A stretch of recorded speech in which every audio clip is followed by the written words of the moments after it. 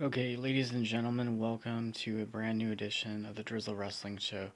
So, it was basically announced on social media that the trademark for All Elite Wrestling has been filed, and the owner of the Jacksonville Jaguars is working with Cody and the Young Bucks and Chris Jericho and Jim Ross on basically starting this new company up down in Jacksonville, Florida. As of January 1st, there will be a brand new wrestling company. They filed for the trademarks. It sounds like they're going to start streaming all the content for the future pay per views and events. Um, what do I think about this? I'm actually for this because I think that we need more competition in professional wrestling.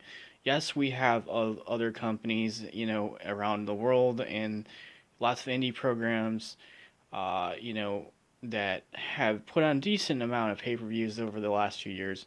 But I think that another promotion would give other talent an option to go toward where they really want to wrestle, basically. You don't have to, stay in one promotion. You have options, kind of like early 80s, 90s, and I believe that that is what's best for business, honestly. Um, Ring of Honor announced that Jay Lethal officially signed his new deal. So he is signed on for, I believe, a few more years.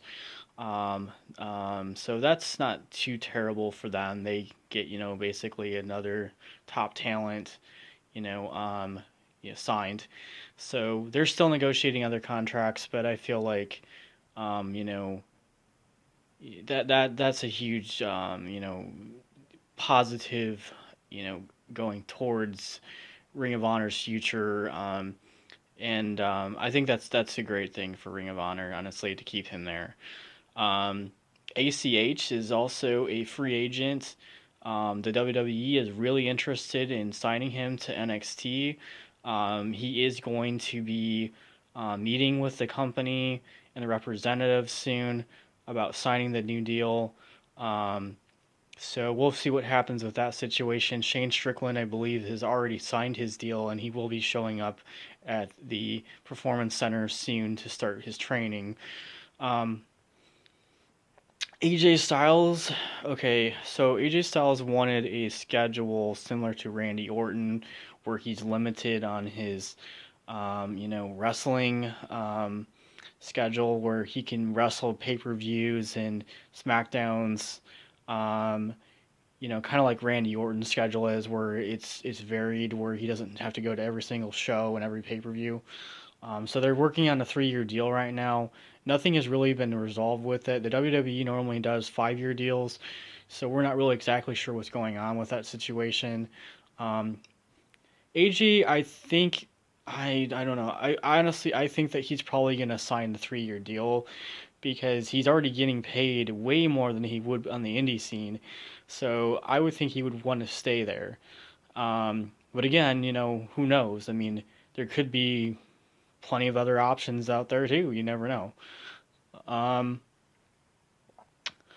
what would I think about Impact so far the last few weeks? I'm kind of catching up on what's going on. I know that they're turning Allie into a heel, and I guess tag teaming her with Su Young. I guess that's what's going on. Um, the Brian Cage Sammy Callahan rivalry, honestly, I've been watching that pretty closely. It seems like it's pretty ongoing, pretty decent matches. The X Division Championship match is pretty good.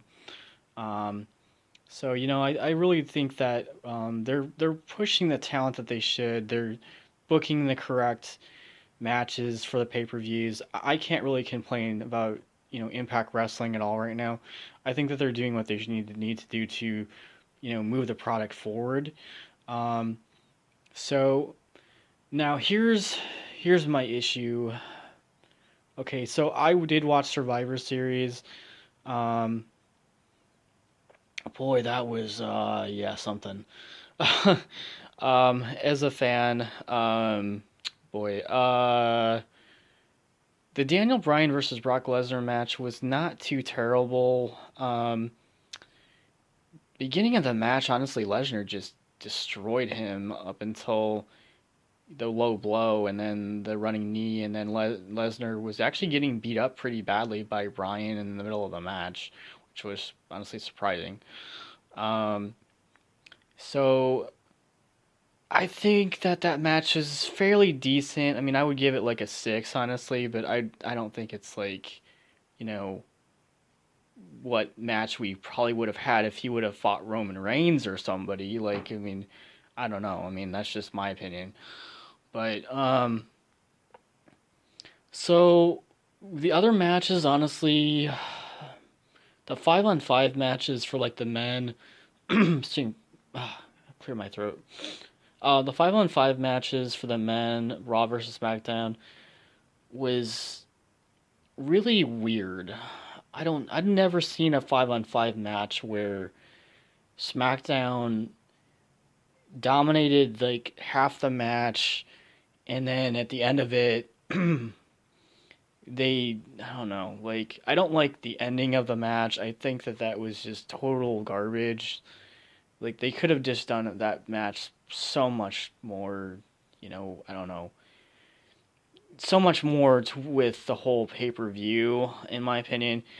I mean, no AJ Styles, no Randy Orton for SmackDown. I don't know.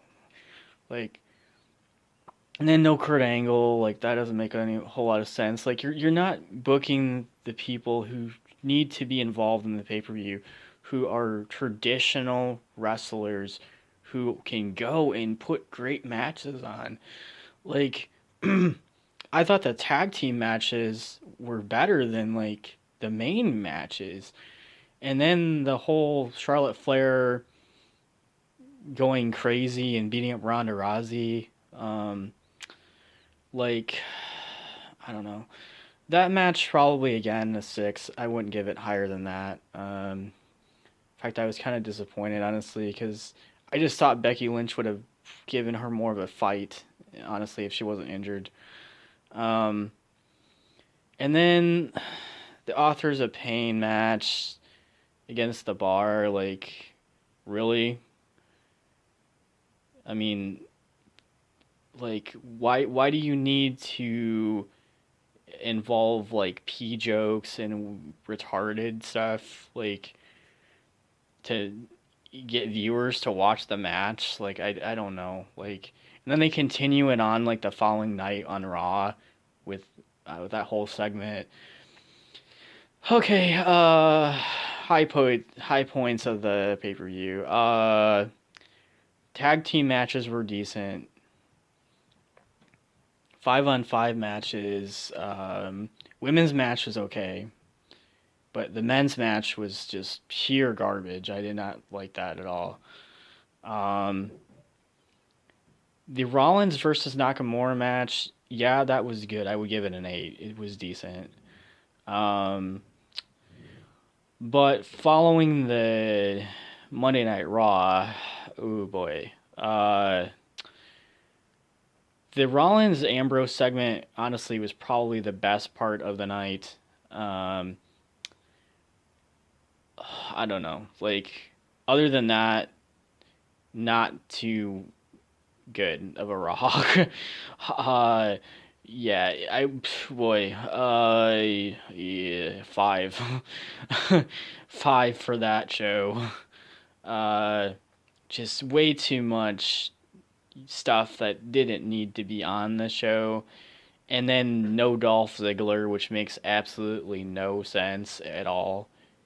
Um, and then Strowman gets hurt, and now he has to have surgery on his elbow, so he's going to be out till that pay-per-view in December, so we don't really know what's going on with that situation. Um, the only thing I would say that I like, honestly, is finally Bobby Roode and Chad Gable are getting some attention. I always thought that they were really talented wrestlers and they need to be pushed. Um, in fact, have them wrestle AOP. I think that would be a decent match, honestly. Um, but other than that, yeah, Raw was really, really boring. And the whole Baron Corbin thing, I'm getting really, really irritated with that whole situation. And then there's talking about having Alexa Bliss taking over as the general manager. Apparently, I've heard that too. So I don't really know what's gonna go on with that. I don't know. I think she's perfectly capable of doing that character, um, and putting a good show on for the fans. And I always thought she was a decent wrestler. But I just don't know if that's a smart idea to put her in that general manager position. Um, I don't know. Like I just want Kurt Angle back. Who else wants Kurt Angle back? Raw was so much more interesting and it ran smoothly, and there was better storylines, and I don't know, like Kevin Owens is still injured and Sami Zayn isn't back, and I don't know, like it's really hurting the company with all these injuries because Raw is really struggling to get the ratings that they need to get. And SmackDown honestly is a better show. I mean, I thought this week's SmackDown was actually pretty decent. The matches were great. The segments were really good with Charlotte. The Daniel Bryan interview that they did was pretty interesting. Um, I mean, I realized that they lost every single match. So supposedly Stephanie McMahon said that on Raw too, like, "Oh, we swept SmackDown." And it's like, no, Stephanie, you remember the kickoff show match? Raw lost that. Apparently, you don't want to acknowledge that, but yeah, you did lose one match. But I don't know. I'm just glad Survivor Series is over with and we can move on to TLC, which should be a much better match, honestly, lineup because Strowman versus Corbin TLC should be really good. Honestly, I'm looking forward to it. Um, the Rollins and Ambrose match should be wicked. I think that should have been on Survivor Series. I don't know what they're doing with the booking. Like, why was that match not on there? Like, but now we finally get it at TLC. So, and then they're gonna continue with the rivalry with Ronda Rousey and Charlotte, probably building it towards WrestleMania. I'm not against that because as we don't really know what's going on with Becky Lynch, whether she's coming back or not coming back now. We don't know her situation. So, and then we have to consider, okay, Alexa Bliss basically um, had Sasha lose to, get eliminated during that match in Survivor Series. So I would think that they're probably going to build something, with her versus, Alexa when she comes back, or maybe Bayley. I don't know. But I don't know, like good and bad things are going on with WWE. It's just I don't know. Like some things make perfect sense, and other things are like, okay, really, that makes no sense. Clash of Champions. Yeah, hang on here. Checking my notes. Okay, yeah, they are airing some type of a pay-per-view this Saturday apparently. So it's something that was pre-taped several months ago. So I guess they're gonna air that so people can watch that. But yeah, I don't know. I mean, NXT War Games. Now that was a wicked pay-per-view. That was actually really well done. I mean, the War Games match was freaking awesome. I mean, Ricochet diving off the top, doing moonsaults, um, double teams, triple suplexes off the top of the cage. The Velveteen Dream match um, versus Tommaso Ciampa. That was a really awesome, well fought match between both wrestlers. Um, the other matches on the card, honestly, were really good. I was fairly impressed. In fact, I would actually give NXT War Games a an 8. Honestly, I thought it was better than Survivor Series. I did. I mean, I've never seen some of the moves and stuff in that pay per view with the wrestlers that the main roster and our people aren't even doing. And we still don't have any updates on EC3 either. We don't know what's going on with that. And then they're talking about Lars Sullivan going to the main roster, which I'm like, okay, this is out of the middle of nowhere. And then you have to consider where he's going. They haven't even said where he's going. So I don't know. As a wrestling fan, there's just a lot of stuff that doesn't make sense. But again, hopefully going towards WrestleMania, we'll actually have a good one this year, and they'll figure some things out. But yeah, I mean, I just wanted to do this video, and yeah.